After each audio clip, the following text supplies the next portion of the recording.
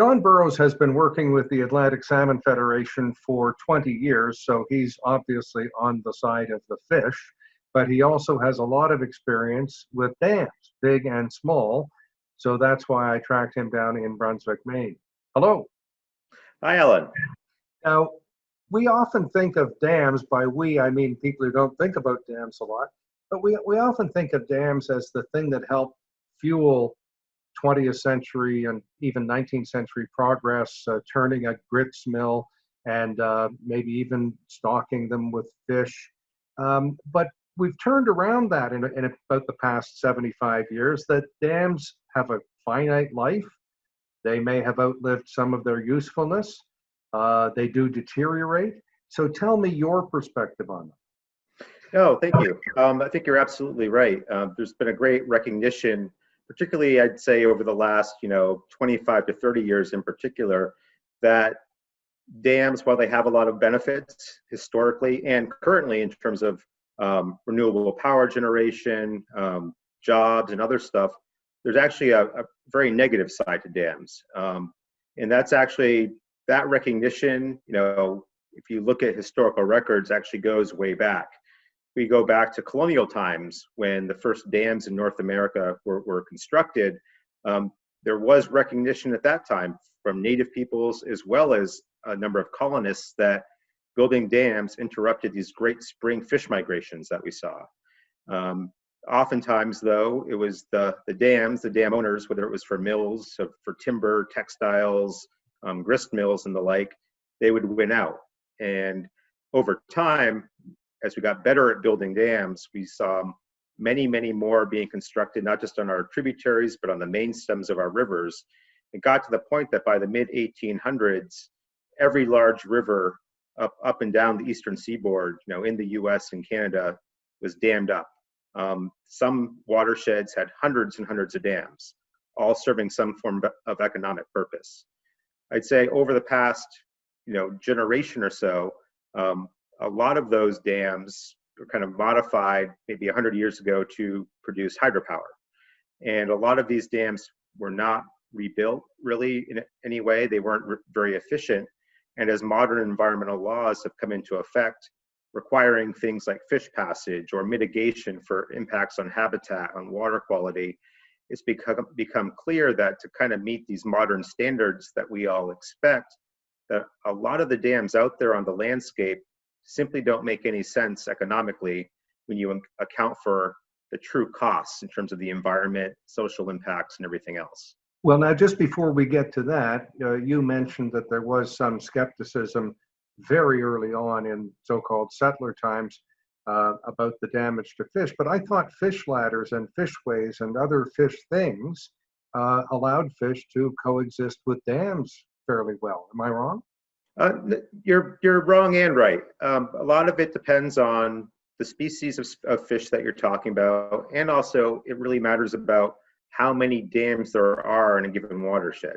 Some species like Atlantic salmon or alewives, which on the Canadian side of the border are referred to as Gaspereau, they are fairly adept at handling a few dam passages. Other species like sturgeon, rainbow smelt, some other fish species just aren't very good at passing dams, no matter how good the fish passage.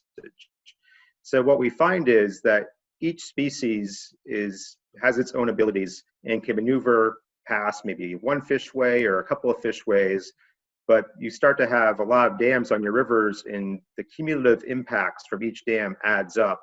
And so you only have a finite number of dams that can coexist with these fish species.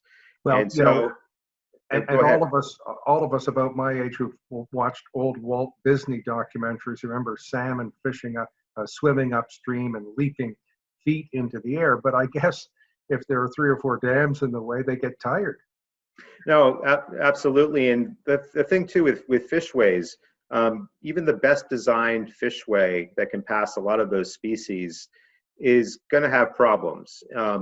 They're never going to be 100% effective or efficient. In some years, when you have high flows in the springtime, you have periods of time when these fish have very discrete windows when they need to get upstream to spawn. If you have high flows or the fishway is broken down, you might miss some or almost all of that migration period, and these fish will then turn around and leave. And when you add that up over the multiple dams and multiple species, it's become widely recognized that you really can't have self-sustaining runs of a lot of these fish over, one or two, maybe three dams at best on our rivers, even with great fishways.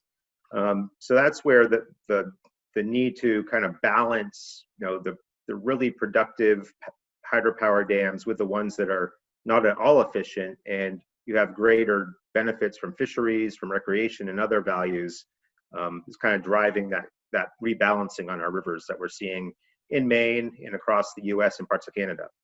Well, in a way, you're both ahead of me, and you're leading into someone I love quoting, and that is ecologist Barry Commoner, who said there's no such thing as a free lunch. I mean, the fish have some rights, and the people have some rights, and the people need electrification, and on the trade-offs go. But I think what I'm hearing these days is that these little run-of-the-river dams that I thought were the most environmentally friendly thing you could imagine. You stick a turbine into the water and just let the water flow. But even those don't produce a lot of electricity, but they do have the negative effects. Can you talk about how much electricity we're losing if we reopen the river? Sure. Well, on the St. Croix River, the Milltown Dam has a capacity of about 4 megawatts. It's less than 1% of the power portfolio within from New Brunswick Power for the province of New Brunswick.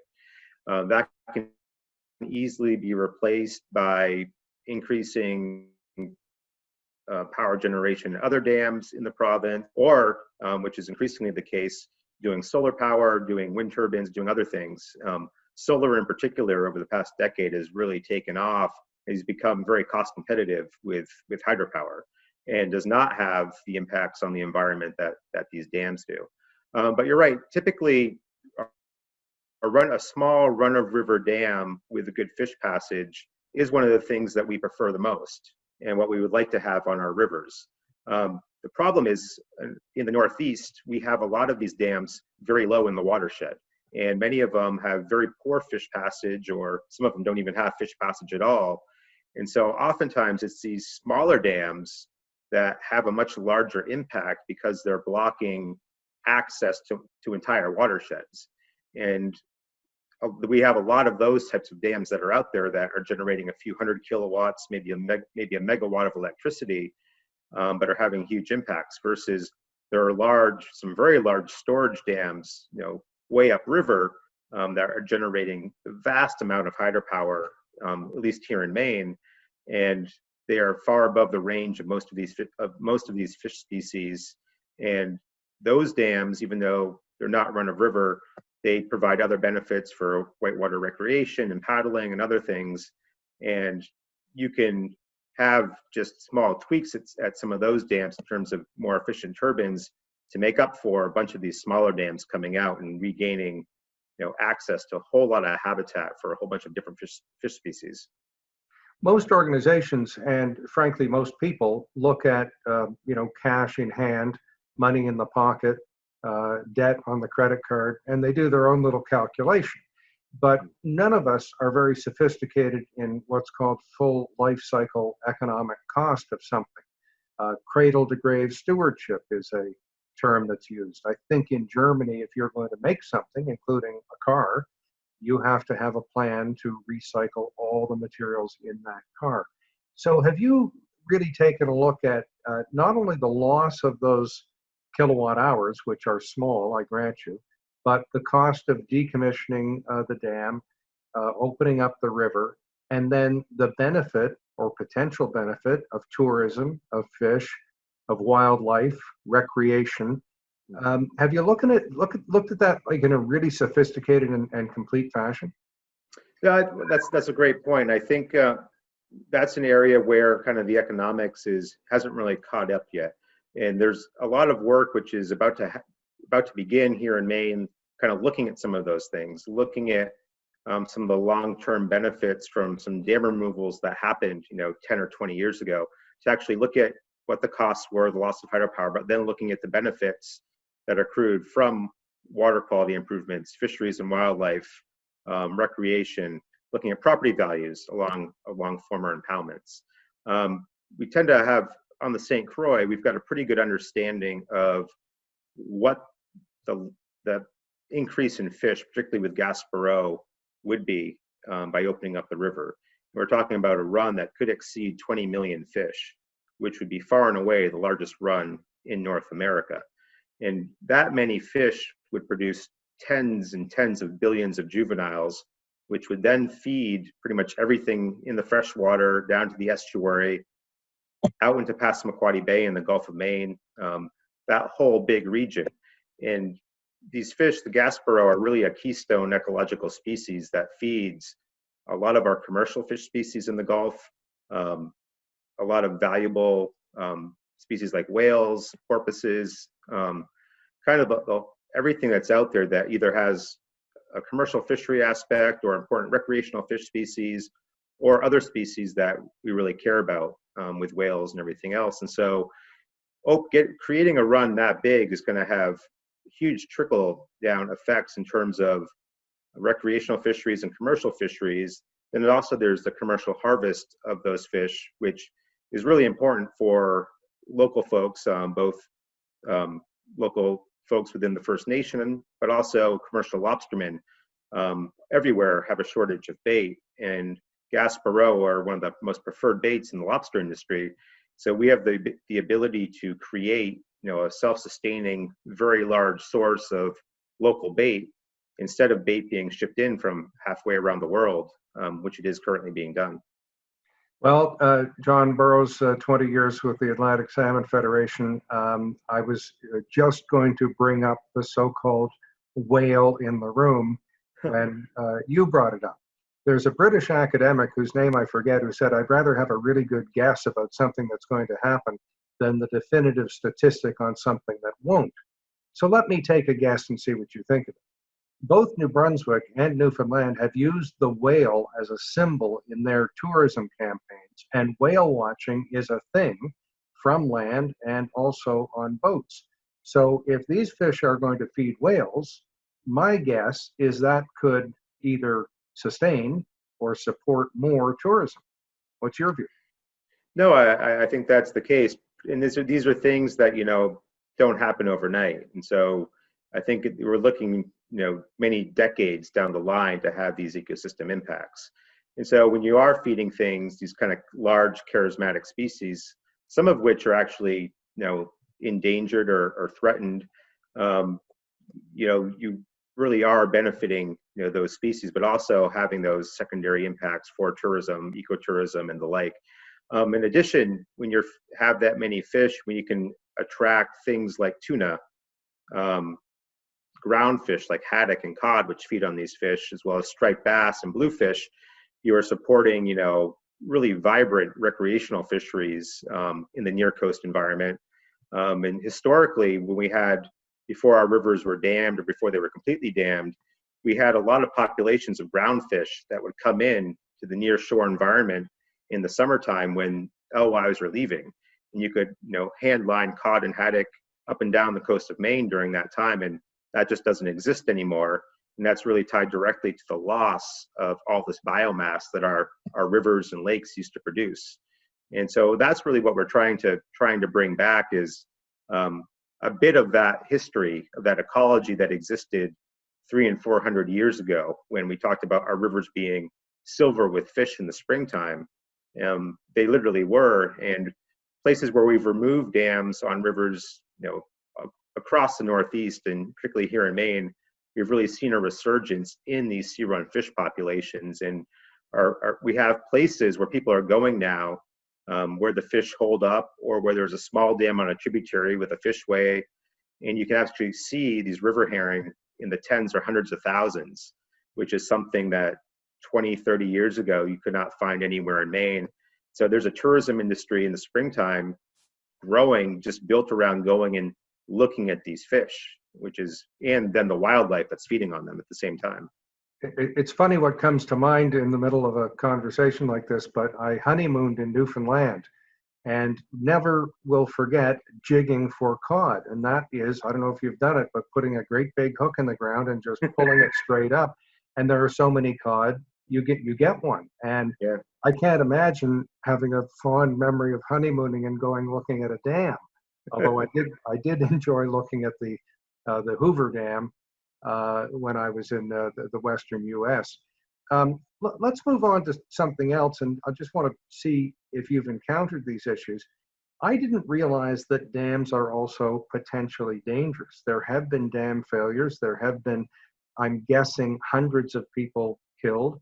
80% of your dams in America were built in the 18th century, and several thousand are considered unstable. Many of the earthen ones would simply have garbage and vegetable matter and debris in them. What do you know about the safety of dams in general? Yeah. In general, I know that every year the American Society of Civil Engineers puts out a dam safety report card, and I think the U.S. as a whole either fails or gets a D- every year for our dam safety programs. We do have tens of thousands of dams across the landscape, and depending on which jurisdiction you're in, there is a lot of variability in terms of how often they're inspected, what requirements there are to own a dam, maintain a dam. And so we have a lot of dams out there that aren't serving any real economic purpose, and are literally crumbling. Some states have very robust programs in terms of either annual or or inspections every few years. You have to pay a fee to register your dam, and there's dam safety folks on staff who go out, inspect the dam, and tell you what you need to do, and then you're required to actually make those improvements. Or they also offer the chance, if you don't want the liability of owning a dam, here's some assistance to help you remove it. Here in Maine, we actually have no laws on the book that require dam owners to maintain their dams. So you can own a dam, and unless there's a requirement for a fishway because of endangered salmon or something else, basically the state there's nothing that's making you maintain that.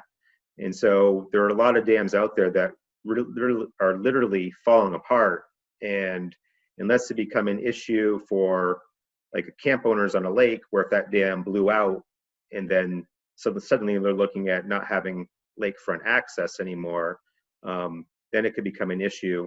But otherwise, there's really nothing out there to get at those dams. And so as a result, we've got a couple thousand dams in Maine that, most of which are fairly small, but they're just sitting on the landscape, impeding fish and wildlife and really doing nothing else. And there's really no opportunities to try to remedy that.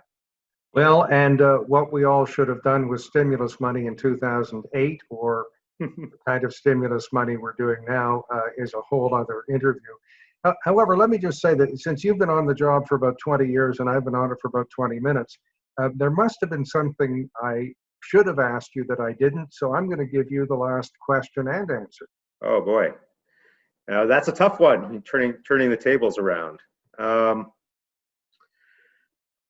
Well, I guess I would say, I don't know if it's a question as much as something I've seen, during my career and over time, is that despite, I think, the growing kind of movement to, restore our rivers and to remove dams, I still believe or see that there's a lot of hesitancy out there in local communities when you talk about dam removal. And I think a lot of it goes back to the fact, a couple of things. One, in a lot of places, we're talking about fisheries that are not very robust at this point in time. And we're talking about numbers that may have existed 150 or 200 or 300 years ago, and trying to bring that back. And there's just in most places, there's no connection to what was lost. And then also, what people have a connection to is the dam and the small mill pond that may have been there their entire lives, and they see, have an intense emotional connection with that. And so I see one of the biggest issues is just that we need to tackle is those social issues, and getting folks to understand that dams aren't forever. They were built with a purpose, and many of them have outlived their lives. And trying to get folks to see things from a different perspective is always difficult, particularly when they have such a strong attachment to something that's probably been on the landscape or in their backyard or in their town for their whole lives, or for going back many generations within their family. And we're trying to say, try to think about this river flowing again, having a strong or vibrant fish run, and what that could mean for not just your community, but in terms of the wildlife, in terms of some other economic gains. And for a lot of folks who have not been able to see a restored river and a restored run of fish, that's a very hard thing to picture.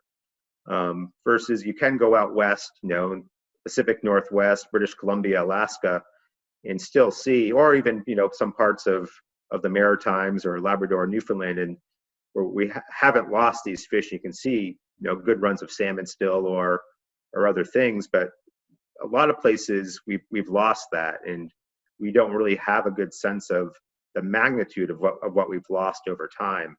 And so I think that's really a huge challenge. And I think as more and more dams come out and we see the success and see that Mother Nature is incredibly resilient, and the rivers green up, they become beautiful very, very quickly, and then we see the ecological changes happen, it convinces a lot of people that's the right thing to do.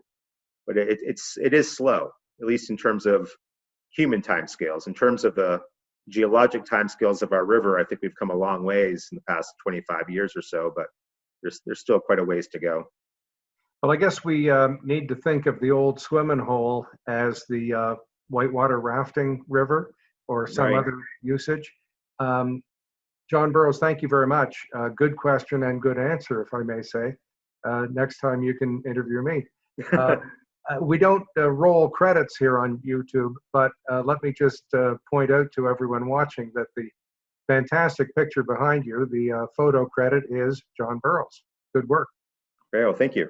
Thank you very much, Alan. Talk to you again. Great. Thank you. Take care.